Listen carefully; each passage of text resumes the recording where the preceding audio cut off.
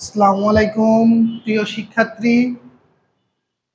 অর্থনীতি বিভাগ অনার্স প্রথম বর্ষ যারা নতুন ভর্তি হয়েছো, তোমাদের নতুন করে সমাকলন বিষয়টি গাণিতিক অর্থনীতি, মৌলিক গণিত বা অর্থনীতিবিদদের জন্য গণিত এই ওয়ান, এটাতে তোমাদের সমাকলন অংশটা রয়েছে। আমরা সমাকলন অংশের একটি গুরুত্বপূর্ণ টপিকস নিয়ে আলোচনা করছি। প্রথম বর্ষ এবং দ্বিতীয় বর্ষ উভয়ের জন্যই রয়েছে। দ্বিতীয় বর্ষে গিয়েও তোমাদের সমাকলন থাকবে বা রয়েছে বর্তমানে। সেখান থেকে আমরা সমাকলনের কিছু অঙ্ক এখন করাচ্ছি। আমাদের নির্দিষ্ট সমাকলনের কিছু নিয়ম করছি। নির্দিষ্ট সমাকলন, নির্দিষ্ট সমাকলন করার সময় তোমাদের আগে বুঝতে হবে যে নির্দিষ্ট সমাকলন কি।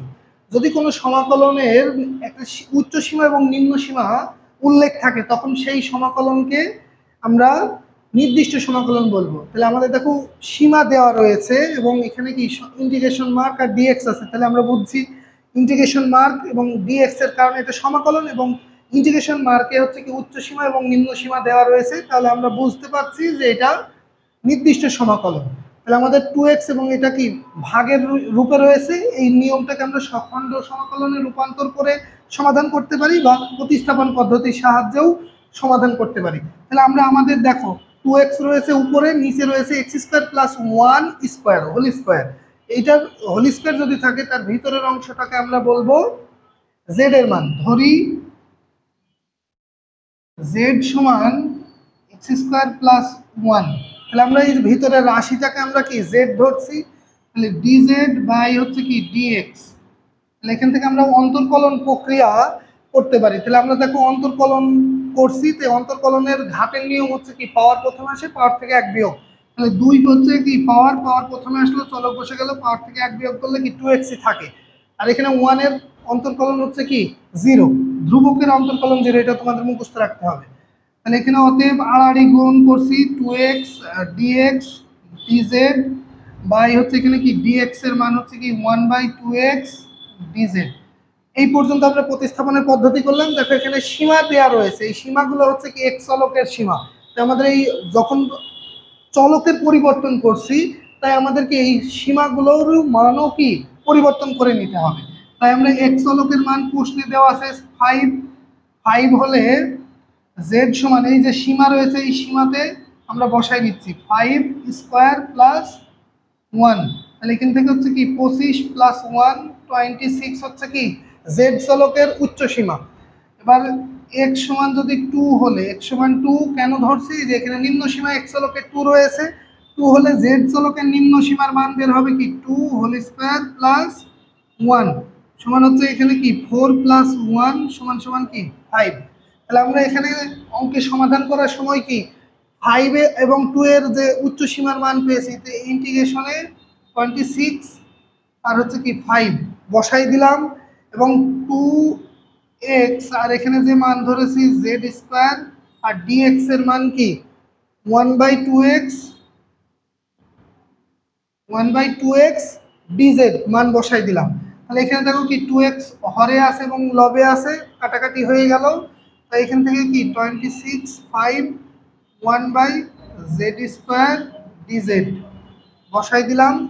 তাহলে এখান থেকে কি 26 প্লাস 5, এখানে নিচে ছিল আমাদের, উপরে যদি নিচে যদি শুধু z থাকতো, তাহলে আমরা কিন্তু বিপরীত অপেক্ষকের নিয়মে সমাধান করতে পারতাম। বিপরীত অপেক্ষকের ভিডিও আমার ইউটিউব চ্যানেলে পাবে, @economics 540 বা হচ্ছে তৌফিকস ইকোনমিক টিচিং হোম, আমার যে আইডি পেজ এবং ইউটিউব চ্যানেলের নাম একই, এখানে তোমরা ভিডিও পাবা, অসংখ্য ভিডিও রয়েছে। -2 dz। তাহলে আমাদের পাওয়ার মানে এখানে যদি কোনো কিছু m এর অঙ্ক থাকে, উপরে গেলে কি -m,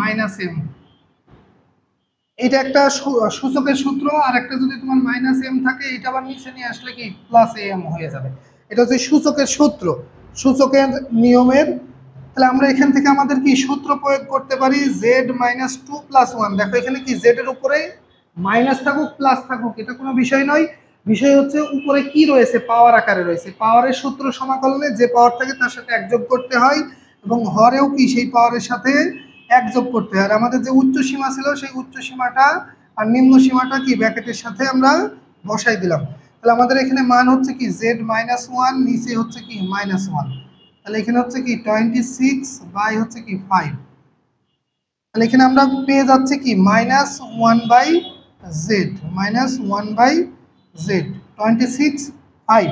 আমরা এই পর্যন্ত এখানে সমাধান করলাম। এখন আমরা এই পাশে এই অংশের নিচে না করে আমরা এই পাশে তোমাদের জন্য দেখতে সুবিধা হয় সেই জন্য -1/z যেটা বের হয়েছে সেখানে আমরা শুধুমাত্র কি উচ্চ সীমা এবং নিম্ন সীমার মান বসাবো। কারণ আমাদের f(x) dx সমাকলনের যে সূত্র উচ্চ সীমা এবং নিম্ন সীমার যদি মান বের করতে হয় তখন আমাদেরকে এটা সূত্র হচ্ছে কি ফাংশন অফ বি, উচ্চ সীমা মাইনাস নিম্ন সীমা, এটা আমাদের সূত্র।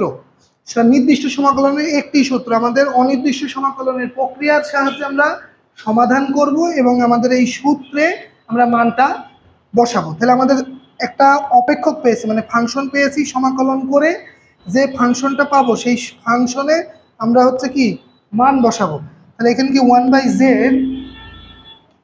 মানে উচ্চ সীমার মানটা আগে বসাবো। তাহলে উচ্চ সীমার মান কি -1/z এ উচ্চ সীমা মানে কি চলকের মান 26 বসাই দিলাম এবং সূত্রের হচ্ছে কি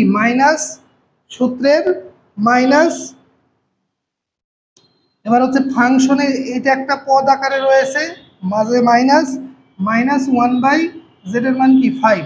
তাহলে এখানে কি -1/26 বের হচ্ছে আর মাঝে হচ্ছে কি মাইনাসে কি +1/5 বের হচ্ছে 1/5।